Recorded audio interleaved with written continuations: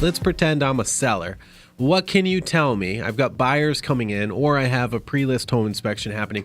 What can you tell me? How can I make sure that my home appears in the absolute best light for these home inspections? Okay, the first thing that you can do is make sure that a home inspector is going to have access to the areas that we need access to do our job. And what I mean by that is not have a bunch of stuff stacked in front of the boiler or the electric service panel, or maybe even a sump pump. Have the areas cleared so that we can get into the attic. Limiting access to areas can be an issue, whether it's for your own pre-list inspection or a buyer. If I have to go in there and say we couldn't get into the attic because the guy had his convertible Corvette parked right under the attic access and I didn't want to put my ladder over it, now that's going to create some contention. It might require a re-inspection where we have to come back and do another inspection. Let me emphasize on that. If the home inspector has to come back, you are now signing an extension.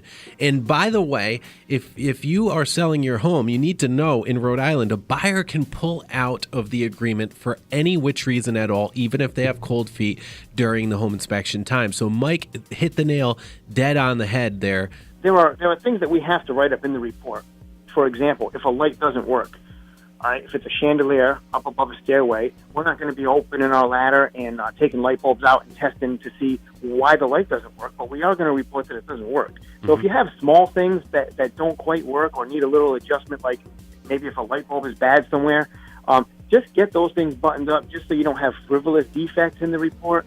Not that any of them are a big deal, but you want that report as small as possible. Now, a buyer is maybe going to ask for that, or if they see a lot of little things in a report, like light that doesn't work because of a light bulb or outlet covers are missing. These are cheap fixes that you can do yourself, but they add pages to the report. And for a new buyer to get a long report, even though it's full of like really almost cosmetic type of items, it can be frightening for them because now instead of our normal 42-page report, maybe they have a 70-page report filled with kind of stupid things. And then the last thing you can do is just take care of preventive maintenance if it's coming up, like your annual service on your boiler or air conditioning. If you normally have a guy that comes out and takes care of that, which you should, and it's coming due, have them do those kind of things, before the inspection, and then have that documentation there. A lot of times, a service that you already were going to pay for could have taken care of deficiencies that I might go ahead and find. Look, home inspectors are humans.